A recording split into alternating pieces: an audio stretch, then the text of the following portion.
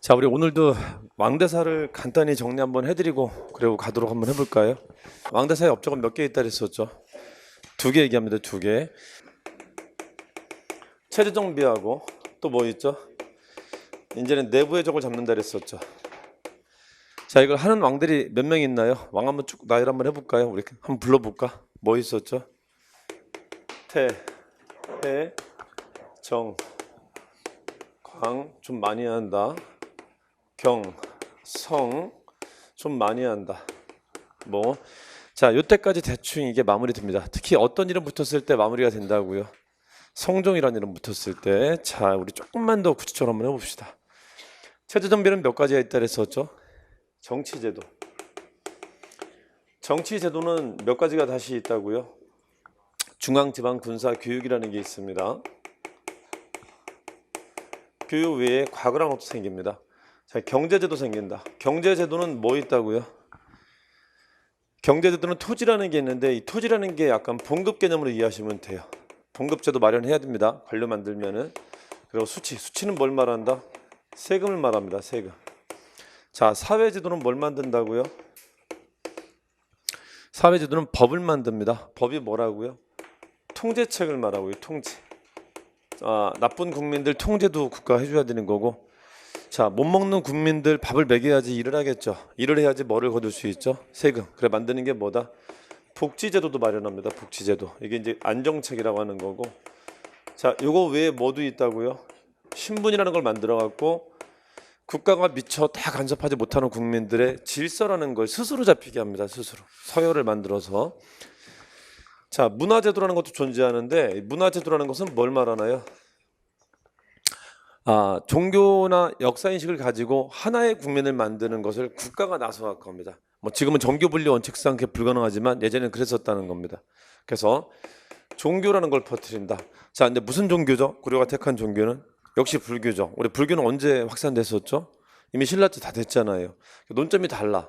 그러니까 그 확산됐었던 불교가 뭐해서 너무 분열돼 있어 갖고 어떻게 그걸 이제 통합시키는 게 과제라는 겁니다. 이게 문화 제도입니다. 여기서 해야 될 과제입니다. 뭐를 만든다? 역사서를 만듭니다. 자, 내부의 적은 누구라 그랬었죠? 호족이다. 호족은 어떤 특징을 가지고 있다고요? 첫 번째가 지방 세력이다. 두 번째 독자적인 뭐를 가지고 있다? 여전히 지방에서 언제든지 국가를 세울 수 있는 위협적인 세력이라는 거죠.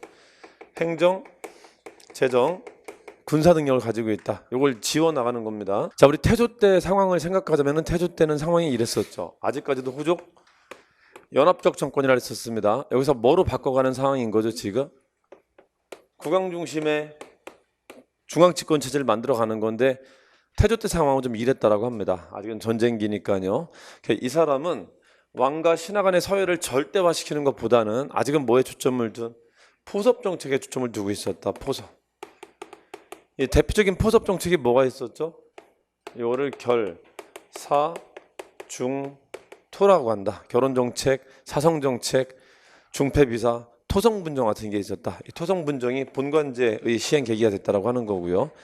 자, 그러면서 이 사람도 호족을 조금 견제한 게 있었죠. 그게 뭐였었죠? 사기친 거 있었죠. 사신간제도, 기인제도 같은 걸 만들었었다. 그렇죠? 자, 그리고 태조 때 했었던 경제정책은 혹시 뭐가 있나요? 자, 전쟁 중이니까 백성들이 굶을 거 아니에요? 이 굶는 것들을 바로 뭐를 한다? 세금을 뭐 해준다고요? 국가가 새로 생기면 반드시 세금을 뭐하는 조처가 있다고요? 깎아주는 조처가 있습니다. 그래서 뭐라 한다 그거를? 취민유도라고 해갖고 야, 나는 신라 때 그 나쁜 놈들하고 달라. 어떻게? 줄여줄게. 정상적으로 거둘게. 얼마? 10분의 1세를 약속한다라는 거고. 자, 전쟁 중에 굶고 있는 백성들한테 뭐 했다고요? 창고문을 개방했었다. 임시적이긴 하지만 그런 제도가 있었다. 뭐죠? 흑창이라는 게 있었다. 그리고 이 사람은 호족 데리고 정치했었는데 호족들한테 돈 준 거 있죠. 나랑 같이 일하면 돈 줄게. 그게 뭐죠? 토지제도인데 역분전이라는 게 있었다고. 역분전. 자, 그리고요. 자, 방금 말했듯이 호족은 어떻게 했다고요? 호족은 포섭 정책에 좀 초점을 두고 있었다. 자, 그러다가 그 폐해가 나타났죠. 뭐죠? 결혼 많이 한 것은 상당히 부럽지만, 아니죠? 자, 부럽지는 않죠. 자, 많이 했지만 이게 무슨 문제를 발생시킨다고요? 후계 구도가 생긴다는 겁니다. 여러 후계자가 생긴다는 거죠. 그 폐해가 언제 발생한다? 세종 때 이른바 왕규의 난이라는 게 발생하는데 이 난으로 죽습니다. 자, 안 되겠어 이제 잡아야 돼. 그래서 누구 때부터? 여기부터 잡는데 뭐부터 잡았죠? 군사력을 제거하는 작업을 했다는 겁니다. 이게 뭐죠? 관군을 설치했다. 이 관군을 설치해서 호족들의 군대를 모으는데 핑계가 있어야 되죠. 무슨 핑계? 거란이 위험하다라는 대외적인 위기 인식을 부각시켰다는 겁니다. 자, 그래서 일단 한 개 지웠다. 대충 지웁니다. 자, 그리고 정종이 오래 살았다면 이 사람 일까지 이 사람이 했었을 건데 한 4년밖에 제위를 못합니다. 그래서 나머지는 이 사람한테 바톤 터치할 겁니다. 지금 시급한 상황은 뭐죠? 호족들 두면 안 되겠다는 거죠. 광종 때 심지어 뭐도 있었죠? 준동이라는 거 있었죠. 준홍. 그리고 왕동이라는 사람의 난이라는 게 있었죠. 왕씨죠, 왕씨. 자, 이런 난이 다시 터지자, 모반 사건이 터지자 이제 뭐 해야 된다? 잡아야 된다. 그래서 어떤 단계까지? 숙청을 포함한 아주 대대적인 호족 견제에 나선다라는 거죠. 자, 우리 한국사에서 숙청이라는 개념을 정확히 말하면 어떻게 한다고요? 다 죽이는 거 아니라 했었죠. 어떻게? 세력을 바꾸는 겁니다. 자, 이러한 국가가 있다면은 지금 여기에 지금 크게 손을 대는 건데 기존에 있었던 호족들이 이 나라의 관료가 돼 있었다면은 얘를 뭐로 바꾼다고요? 새로운 관료층을 만들려고 하는 겁니다. 그래서 숙청이라는 개념은 죽인다는 말만 있는 게 아니라 채용한다는 말을 동반합니다. 그래서 채용제도를 만든다. 그게 뭐죠? 과거제도를 처음 실시하게 됩니다. 이 과거제도를 통과한 사람은 어떻다고요? 이제 내 신하야? 나랑 대등한 사람이야? 신하죠, 신하. 그래서 애들한테 뭘 입혔다고? 유니폼 입혔다. 몇 색깔로? 4색깔로 사색 공복이라는 유니폼을 입힙니다. 이게 신라 때도 사색 공복이 있었죠. 그때랑 차이점이 있다면 그때는 자비청황, 이때는 자단비록이라는 조금 다른 색깔의 유니폼을 새로 주문합니다. 똑같은 유니폼 주문하면 새로 나라 만든 재미가 없잖아요. 그렇죠? 그래서 새로운 유니폼을 만든다. 자, 이렇게 잘했지만 지금 문제가 뭐냐면 호족은 어디에 있죠? 지금 여기 잡은 거지 어디도 잡아야 되죠? 호족은 지금 여기에 널려 있다는 거죠. 아직도 언제든지 국가를 만들 정도의 큰 힘을 가지고 있다는 거죠. 그 힘이 여기까지 미친다. 근데 그중에 뭐를 하죠? 그중에 미친 게 이제 경제 제도기도 하고요. 호족의 경제력을 없애는 겁니다. 이 사람이 했었던 경제 제도가 뭐가 있었죠? 자, 이제부터 지방의 세금은 누가 걷는다? 국가가 걷는다. 이런 법을 만든 게 주형공부법. 지방에서 공무를 수취하는 법을 만들었다고 하는 겁니다. 그리고 기존에 호족이 가지고 있었던 뭐도 없앤다고요? 기존에 가지고 있었던 재산 중에도 불법적인 게 있다면 다시 원주인한테 돌려주겠다. 그래서 호족의 재정력을 크게 약화시키면서 사실상 호족의 뭐를 박탈시키는 거죠? 독자적인 재정력을 박탈시키는 겁니다. 독자적인. 그중에 뭐를 다시 원위치켰다고요? 노비로 불법적으로 노비 만든 사람들 검사해서 다시 양인화 시켜주는 조처를 취했다. 양인화 시켜주는 조처입니다. 자, 특히 노비는 뭐가 위험하다고요? 사병이 될 수 있다라는 거죠. 그래서 양인화 시켰다. 이래서 누구의 재정이 크게 증가하죠? 이걸 계기로 국가의 재정이 크게 증가하고 누구 재정이 크게 약화된다? 호족의 재정이 크게 약화된다라고 합니다. 자, 국가에서 세금을 거두려면 뭐를 해야 될까요? 이 나라에 땅이 얼마만큼 있는지 파악을 해야 되겠죠. 그래서 뭘 했다라고도 하냐면은 양전을 실시했다라고도 해요. 양전. 토지 조사라는 걸. 조사해야지. 그래야지 거둘 거 아니야. 이제부터 내가 걷는다며. 뭘 알아야 걷지. 그렇죠? 그래서 그걸 조사까지 같이 합니다. 자, 그러고 나서 이 광종 때는 대외 관계에 있어서 위협보다는요 자신감을 뿜뿜 표현하게 되는데 뭐를 칭했다고요? 황제를 칭했다는 거죠. 황제. 나 잘났어 이런 거 칭한다라는 거죠. 나 잘났어. 황제를 칭하면서 뭐도 했다? 건원, 연호도 세웠다. 이게 뭐다? 광풍, 광풍을 일으킵니다. 광덕준풍이라고 합니다. 그리고 황도라고 불러요. 황도. 서경은 서도라고 부르고요. 이 황도는 그 복숭아 말하는 게 아니에요. 저희가 뭘 말한다? 황제의 수도 그런 뜻입니다. 황제의 수도. 그래서 대외적으로 아예 황제 국가를 선포하게 됩니다. 이걸 두 문자로 따면요, 이걸 흑취역이라고 하고요. 흑역사라는 거죠. 흑역사. 흑취역이고. 자, 여기는 뭐라고 하죠? 준옥과 공제라고 합니다. 준옥과 공. 자, 그리고 이 사회제도도 핑계 있어요. 경제제도. 사회제도는 뭐 있다? 아빠는 흑창 만들었고요. 자기는 뭐 한다? 이건 전쟁 중이니까 창고를 열어준 거고, 이 사람은 기금을 만들어요. 재위보라고 하는 기금. 혹시 아빠와 같은 상황이 발생하면 언제든지 쓸 수 있게 돈을 지금 쟁여두고 있는 겁니다. 돈을. 저건 창고 그냥 확 열어준 거고. 좀 달라요. 자, 여기까지 가면 준옥과 공제라고 합니다. 준옥과 공제. 아시겠죠? 이게 누구 업적? 광종. 상당히 좀 많은 업적을 남깁니다. 어쨌든 그래도 마무리는 누가 한다고? 이 사람이 합니다. 성종이라는 이름 자체가 제도 정비에 마무리했을 때 그러고 죽었을 때 성종이라고 붙이는 겁니다. 자, 경종이라는 사람이 있는데 이름에 경자가 들어가면 특징이 뭐가 있다고요? 귀주권이 다시 부활하는 겁니다. 자, 그래서 호족의 힘이 다시 살아났다. 무서운 왕이 죽자마자 다시 살아났다라고 하고요.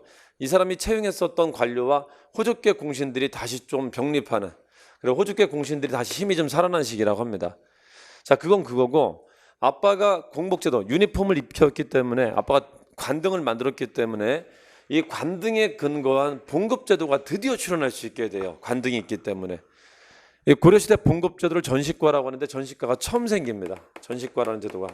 이건 나중에 경제사 가서 강론 파트 가서 다시 할 겁니다. 지금은 그냥 왕대사는 시기만 파악하는 겁니다. 처음 생겼다 해서 이거를 시정전식과라고 해요. 중요한 변화입니다. 국가의 봉급제도가 생겼다는 것은 뭐가 갖춰지고 있다는 거죠? 관료체제가 갖춰지고 있다는 겁니다. 이 세 나라에. 자, 그럼 성종이라는 사람 등장하는데 성종이라는 사람의 타이틀이 뭐라고요? 제도 완성됐다는 겁니다. 몇 개? 정치제도, 또 뭐? 경제제도, 또 뭐? 사회제도. 이게 완성됐다는 건데 하나만 완성 못해. 뭐를? 문화. 이건 어려워요. 왠지 아시나? 종교는 잘못 건드리면 역풍을 맞을 수 있거든요. 그래서 이게 쉽게 안 돼. 호족은 빨리 잡아야 되는 세력이지만 종교는 잘못 건드리기 쉽지 않단 말이에요. 그래서 그거는 완성이 좀 뒤에 나타납니다. 아시겠죠? 자, 정치제도에 뭐 있다고요? 중앙제도 처음 마련하는데 이때 중국식 뭐가 들어온다? 삼성육부제가 들어오는데 우리식대로 운영한 게 이성육부라는 걸로 운영을 하게 됩니다. 이게 성종 때 처음 나타나고요. 핵심은 지방제도에 있죠. 지방제도에 손을 대는 게 이게 중요한 건데 뭐를 하죠? 여기까지 이제 힘을 쭉 내리는 겁니다. 뭘 보낸다?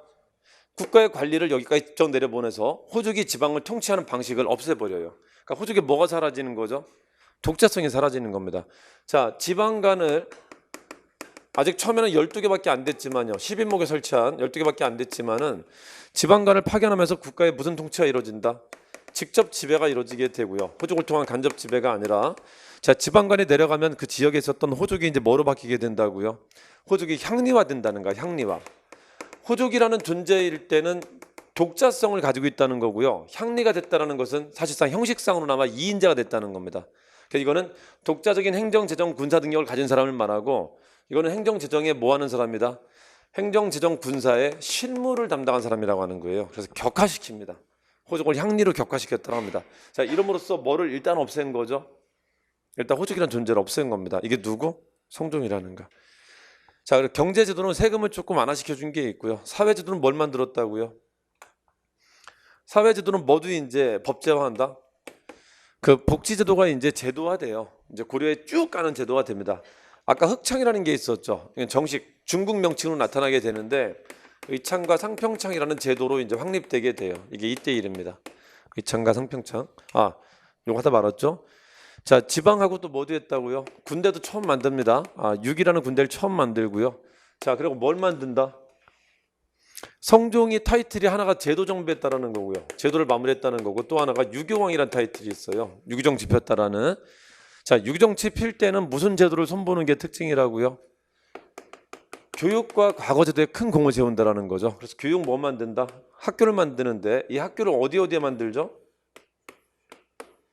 왕, 이게 중앙, 지방이라면 어디에? 여기도 만들고, 어디요? 여기도 만들었다는 거죠. 여기 만든 걸 뭐라고 하죠? 국자감. 여기 만든 걸 뭐라고 한다? 향교라고 하는데, 향교라는 명칭이 드러난 건 아니고요. 뭘 보냈다? 그 12목에 박사 보냈다는 말이 있어요. 이 박사 갔으면 거기 가서 머무를 게 있겠죠. 그래서 향교가 이때 설치됐다라고 하는 겁니다. 여기다 추가하면 뭐도 만들었다고요? 이 사람이 도서관도 만들었다. 도서관은 이름에 뭐 들어가죠? 무슨 서자 들어가죠. 비서성, 수서원 같은 것도 만들었다. 이게 유교왕다운 면모입니다. 그리고 과거 제도를 한번 다시 정비합니다.